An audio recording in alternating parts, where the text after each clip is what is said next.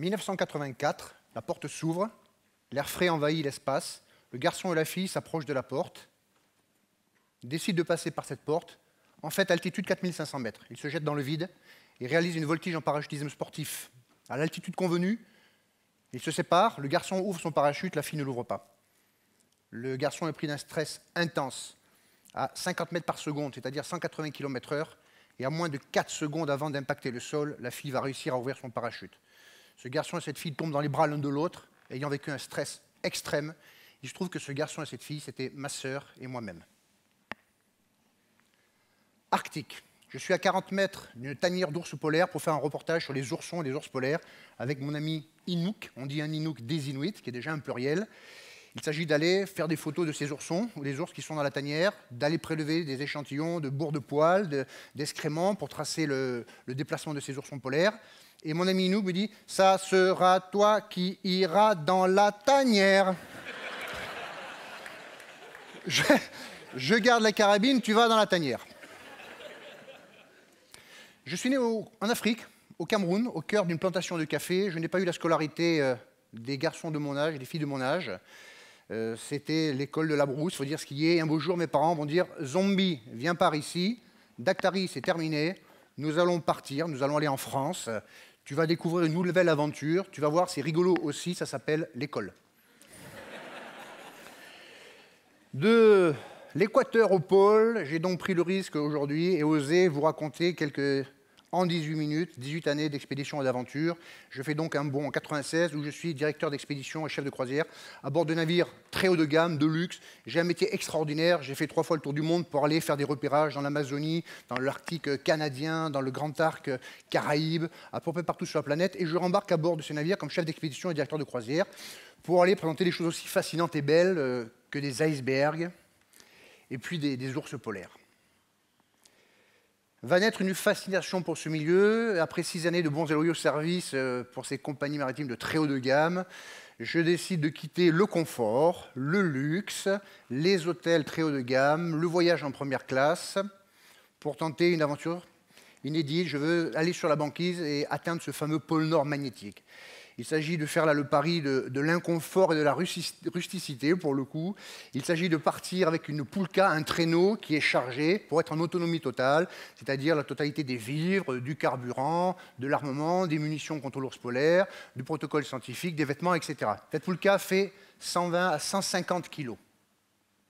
Et il faut tracter sur la banquise cette poulka avancée. Mais la banquise, ce n'est pas forcément plat. Sous les effets combinés des courants, des vents, des marées, vous avez des failles de compression qui se créent par-dessus lesquelles il faut passer. Ça fait 10 à 15 mètres, c'est épuisant, c'est dangereux, c'est l'océan Arctique sous les pieds. Parfois, c'est la banquise qui s'ouvre. Il faut attendre qu'elle gèle de nouveau, cette eau, pour passer dessus en toute sécurité.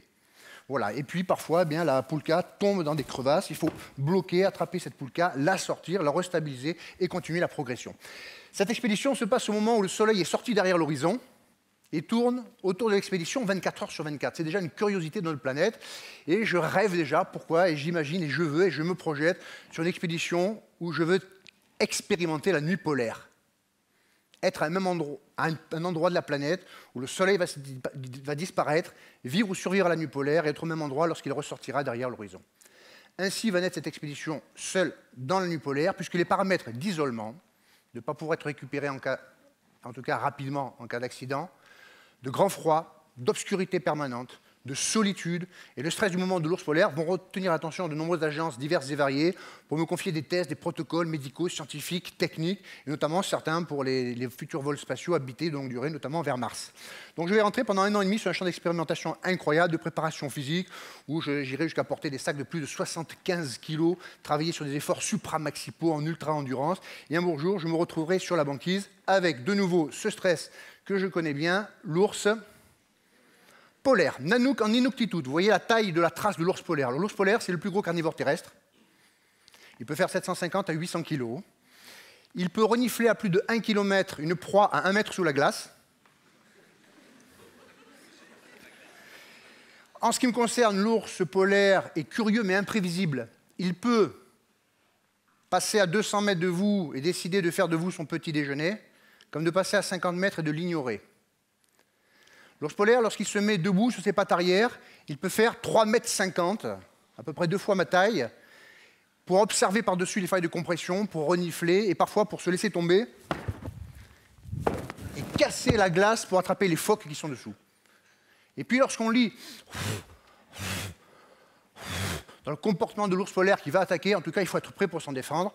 En ce qui me concerne, j'ai 2 chiens qui sont là pour me servir de sonnette d'alarme. Ce sont des Malamutes, Chuchi et Michima. Chuchi c'est le mâle. Alors retenez bien ce nom, c'est Chuchi. Très bien. Et puis évidemment j'ai une autorisation du gouvernement canadien d'être armé pour pouvoir faire peur à l'ours polaire s'il rentre dans la limite que je me suis fixée d'à peu près de 50 mètres de sécurité. C'est pas très compliqué. L'ours polaire court à 40 km/h. L'explorateur est à 50 mètres. En combien de secondes est-il sur l'explorateur? Vous m'enverrez les réponses via les médias sociaux divers et variés. On fera un petit calcul ensemble. Les paramètres météo du moment sont en deçà des normales saisonnières, donc je vais construire l'inédit. Je vais décider de faire une coque de neige autour de ma cabane, qui a été construite par les Inuits avant mon arrivée. Et je vais faire cette coque très isolée, avec d'abord la neige poudreuse, et puis après des blocs que je vais aller véler, accoucher de congères fossiles, et qui vont me permettre d'avoir 10 degrés de mieux à l'intérieur qu'à l'extérieur, parce que la neige est le meilleur isolant naturel qui soit. Voilà, lorsque je terminerai ma coque, la nuit polaire est installée. À partir de ce moment-là, je suis dans l'obscurité totale. Et imaginez que tout ce que vous allez voir se passe dans la nuit totale, à part les bougies, les lumières d'expédition, etc. Et je vais donc passer 121 jours en solitaire, dont 106 jours sans soleil, et 70 jours d'obscurité totale. Voici le fameux tableau de calcul de l'indice de refroidissement éolien, la température ressentie dont on entend parler de plus en plus maintenant dans les bulletins météo. C'est pas compliqué, à une température donnée en degrés Celsius, on applique une vitesse de vent en km/h et on a une température équivalente. Prenons par exemple un petit moins 25 degrés avec un vent à 50 km/h, ça vous donne une température équivalente de moins 40 degrés. Prenons un moins 30 degrés avec un vent à 55-60 km/h, ça vous donne une température de équivalente. Et donc c'est pas du tout la même chose que moins 30. Sur les chairs, sur le visage, sur les doigts, sur les mains, sur les yeux, partout. Sachez que dans cette zone 1, les gelures sont possibles en moins de 10 minutes. Dans la zone 2, la gamme de température, les gelures sont possibles en moins de 10 minutes. Et dans la gamme de température 3, les gelures sont possibles en moins de 2 minutes. C'est-à-dire qu'il n'est pas concevable de sortir non équipé, de respirer non équipé. C'est des gelures instantanées, c'est une cristallisation des chairs. Donc je suis prêt, moi, pour cette expédition. Sur la partie physiologie, on l'a vu, j'ai fait une préparation vraiment de très très haut niveau. Le cœur bat entre 40 et 42 pulsations au réveil le matin au départ de mon expédition. J'ai travaillé sur des fibres techniques, des tests de vêtements et l'alimentation. Mais je suis très loin d'imaginer que je vais aller dans le tréfonds de ces abacs, parce que dans les pires moments de mon expédition, je vais toucher moins 80 degrés. Ça fait rêver.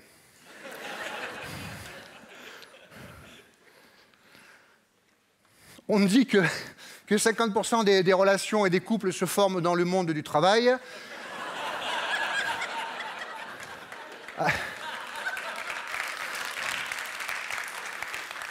À ce que je vois, je mets toutes les chances de mon côté. Voilà, vous avez entendu parler de Chuchi et de Michima. Michima est donc la femelle qui est gravide, je sais qu'elle va mettre bas, et l'Inuk m'a demandé d'éliminer tous les chiots. Et je vais dire non, je vais sauver ces chiots. Malheureusement, 2 chiots survivent à l'expédition, et celui-ci, Michima, ne lui laisse plus l'accès aux mamelles nourricières, et elle le rejette. Donc je vais devoir faire un lolo super énergétique, je vais gaver ce chiot 7 à 8 fois par jour, je vais le nourrir, le sauver et le ramener vivant.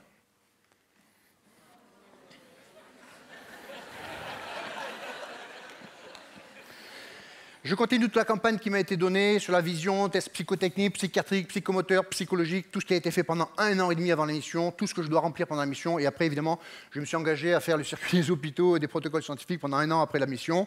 Et puis, 1 mois avant la fin de l'expédition, les tempêtes à répétition arrivent, ce sont des cataclysmes.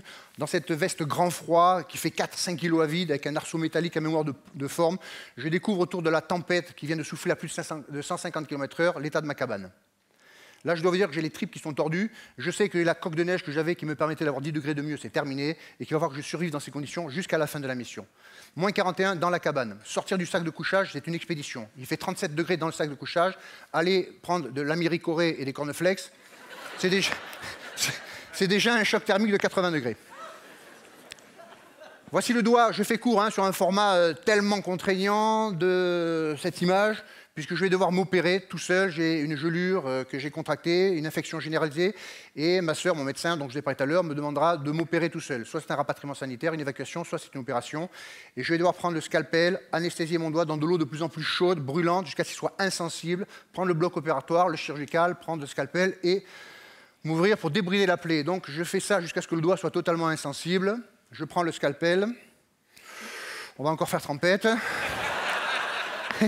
Et je reviens un peu plus courageux que quelques secondes plus tôt.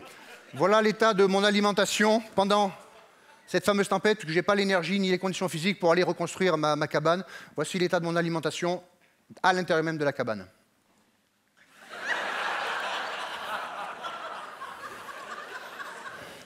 Vous connaissiez le mâle qui s'appelait... Je ne vous entends pas?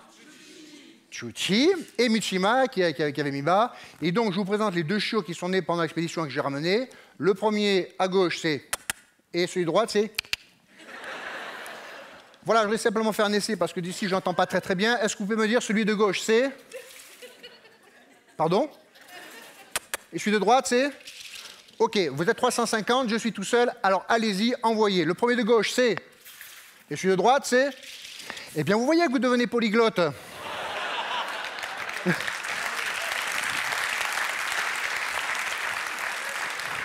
Celui-ci, c'est lequel? Bon, voilà, 106 jours après, le soleil va ressortir derrière l'horizon. Je vais m'engager de nouveau pendant 1 an à faire des protocoles scientifiques. Vous voyez, c'est pas toujours rigolo d'être un cobaye pour la science. J'ai des électrodes dans les yeux. J'ai en fait vécu une véritable ourcisation.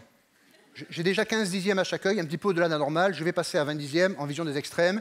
Puis, je vais avoir une audition démultipliée. Puis, je vais prendre du poids. Je vais rentrer de l'expédition. Je découvrirai qu'au dernier moment, que j'ai pris 12 kilos. Et donc, j'ai vécu une véritable ourcisation pendant cette expédition. Et ce sont tous les protocoles sur le sommeil et les thèses qui vont sortir grâce à cet hivernage en solitaire. L'une sur les conséquences du froid sur le sommeil et les thérapies que l'on met en œuvre aujourd'hui pour aider les gens qui ont des insomnies. Et également la thèse sur le stress de performance. Voilà, très rapidement, je saute sur une autre expédition. On va me demander d'aller faire des reportages sur les conséquences du réchauffement climatique en Arctique, notamment la fonte de la banquise, la fonte des glaciers, avec des images voilà, sur les glaciers qui disparaissent et des zones sur lesquelles j'ai été il y a moins de 5 ans, où la banquise se formait. Et aujourd'hui, on ne peut même plus passer dessus. Elle était suffisamment épaisse pour passer avec des camions et des véhicules pour aller rejoindre les villages derrière la montagne. Aujourd'hui, la banquise ne se forme même plus. Et lors d'une autre mission qui sera totalement dédiée à l'ourson polaire, je vous en ai parlé au tout début. Voici les images rarissimes que je peux vous présenter aujourd'hui de cet ourson qui a été attrapé par mon ami Inouk, mis sur mon traîneau, mon comatique, puis celle-ci, puis celle-ci. Puis je demanderai à mon ami Inouk de me rapprocher aussi près que possible pour faire ces images sur l'ours, la maman ours, et je pourrai faire sortir cette image-là.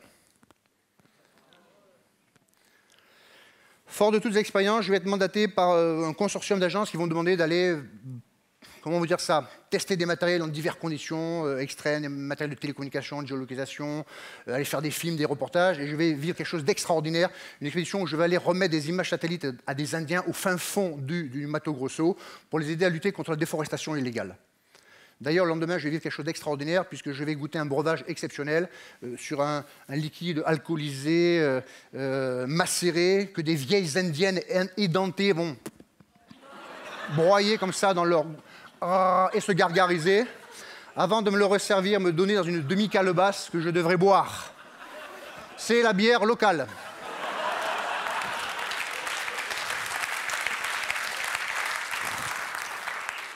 Très vite, pour prendre un peu du sérieux, une zone d'observation sur la déforestation illégale, le pixel que vous voyez fait 180 km sur 180 km. C'est énorme. Ce qui est en vert, c'est la forêt qui y reste. Ce qui est en violet, en mauve, c'est la déforestation. Alors, je ne peux pas vous montrer toutes les images de la série, c'est trop court aujourd'hui. J'en ai fait une petite sélection. J'ai l'autorisation de vous montrer ça ce soir. Voici la déforestation illégale vue par satellite sur une zone donnée.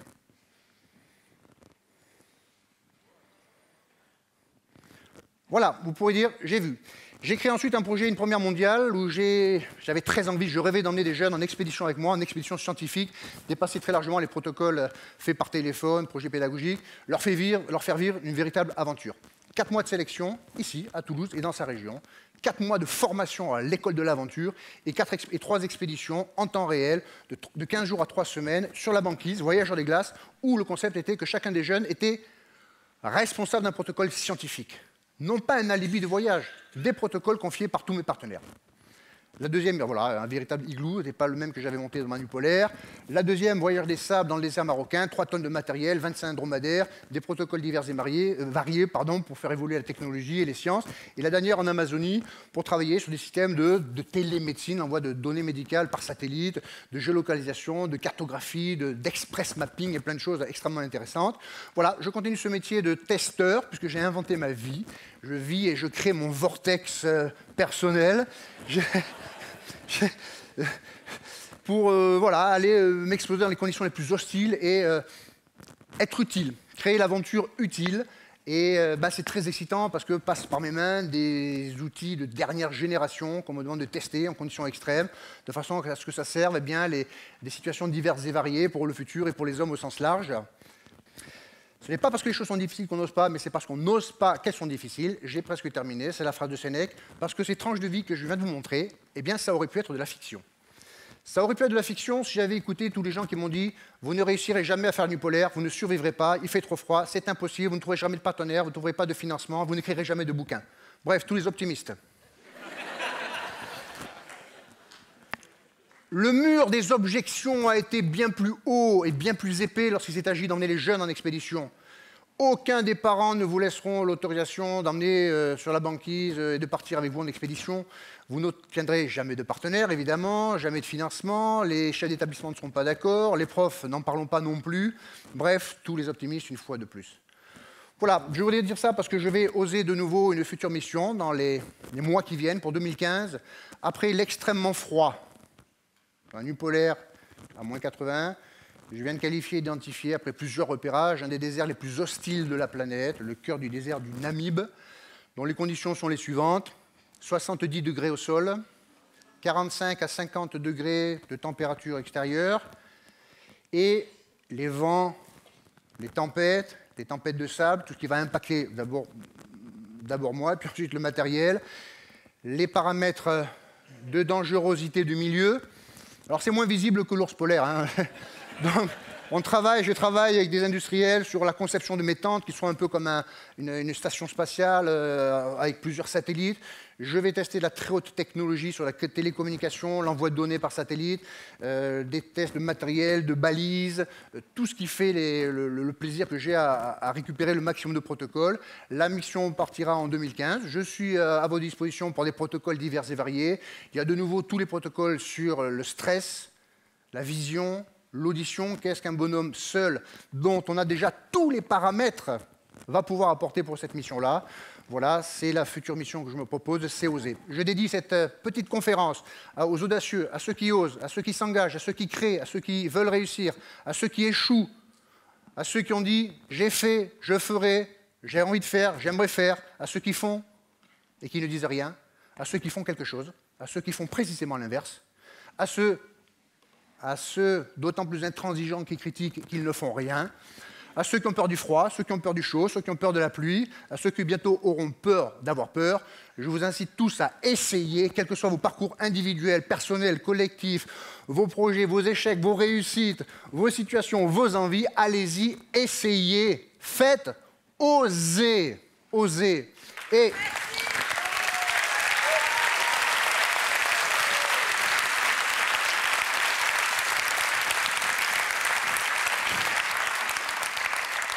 time's up. Et n'oubliez pas que si on n'avait jamais osé, on n'aurait jamais mangé d'oursin. Merci.